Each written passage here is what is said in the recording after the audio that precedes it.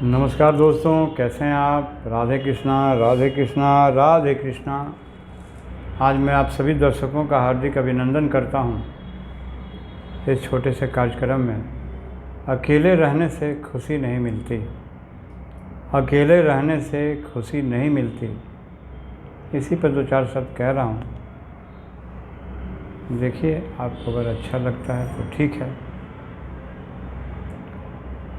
इस कार्यक्रम में आप सभी दर्शकों का हार्दिक अभिनंदन है, नमस्ते है।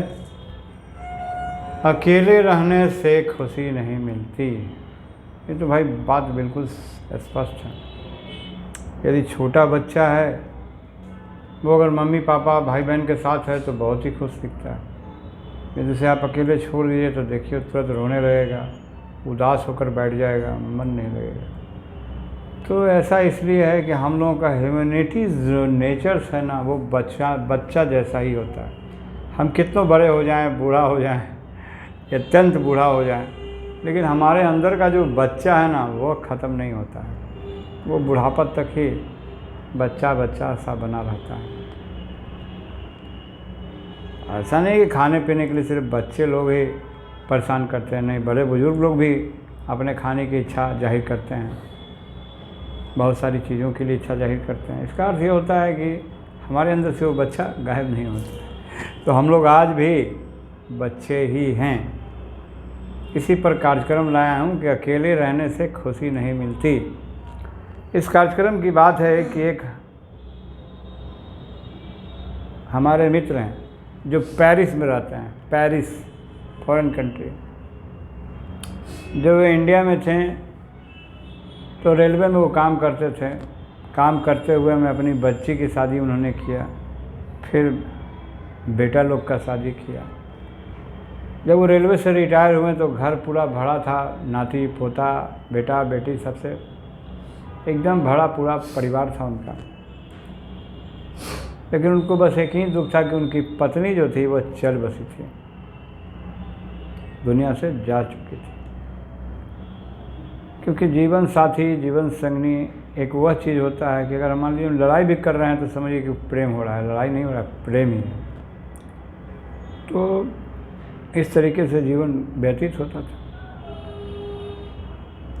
अब इतना पूरा घर भरा पड़ा है परिवार से, लेकिन फिर भी उनको अकेलापन जो है सताया जा रहा है। क्या तो पत्नी की याद आती है। इस तरीके से काफ़ी वो अकेलापन रहते थे। अकेलापन से गुजरते, ना किसी से बोलते, ना किसी से बातें करते, ना कहीं आते, ना कहीं जाते। छोटा छोटा नाती पोता के साथ वो अपना खेलते रहते थे, समय उनका व्यतीत होता था। लेकिन वे अंदर से उतना खुश नहीं रहते थे, क्योंकि अकेलापन आ गया ना। अब ऐसा बुढ़ापा है कि आजकल की तो बहुएं लोग भी नहीं अपने माता पिता की सेवा कर पा रही हैं ठीक से।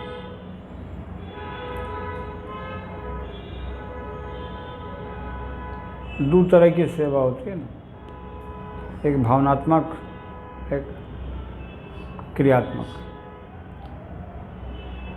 फिर भी जो भी कहिए आप, पत्नी के नहीं रहने की वजह से इंसान टूट जाता है, या पति के नहीं रहने की वजह से इंसान टूट जाता है, फिर अकेलापन महसूस होने लगता है।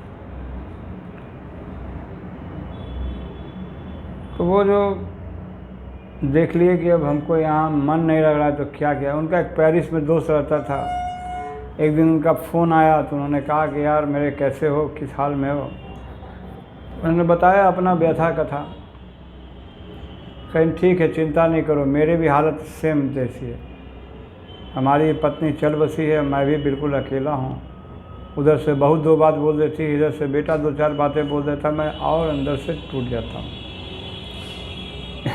इस तरीके से जो है दोनों मित्र जो है एक दूसरे के दुख के पूरक हुए। तो ये क्या किए कि पेरिस का टिकट बनवाए और अपने मित्र के यहाँ पेरिस पहुँच गए। वहाँ जाने के बाद तो और डबल ट्रिपल उनको अकेलापन महसूस होने लगा दोस्तों। कभी पत्नी की याद आए तो कभी बेटी की याद आए, तो कभी बेटा का याद आए, तो कभी बहू का याद आए, तो कभी नाती पोता का याद आए। इस तरीके से और जो है अकेलापन महसूस। एक दिन वो बैठे हुए थे बाहर बरामदे में, उनके मित्र ने पूछा, क्या मित्र क्या सोच रहे हो, बड़ी उदास बैठे हो। और नहीं यार, मेरे को पूरे परिवार की घर की याद आ रही है, इसलिए मैं बड़ा अपसेट हूँ अंदर से। मित्र उनके समझ में कहेंगे चलो हम घुमाते हैं पेरिस। एफिल टावर ले गए, सिनेमा उनेमा देखे, होटल में खाए, फिर घर आए।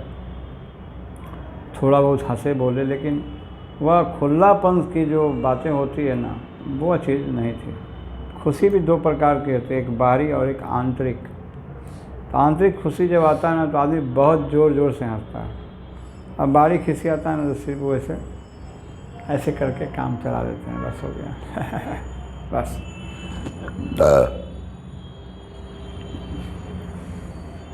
अब वो क्या करें। उनके दोस्त बड़ा ही आध्यात्मिक विचारधारा के थे। वह सुबह सुबह उठ जाते थे, नहा धोआ लेते थे और एकदम एकांतवास में बैठ करके ध्यान करते थे। फिर वह माला लिए हुए तो अपने ईश्वर का नाम का जाप करते थे। इस मित्र को समझ में नहीं आता था कि क्या करते हैं क्या नहीं करते हैं। तो एक दिन अपने मित्र से पूछा कि यार तुम क्या करते हो? कि इसकी मैं अध्यात्म के राह पर हूँ, ताकि आज नहीं तो कल ये शरीर तो छूटेगा ही, और जब ये शरीर छूटेगा तो कहीं ना कहीं तो जाना पड़ता ही होगा।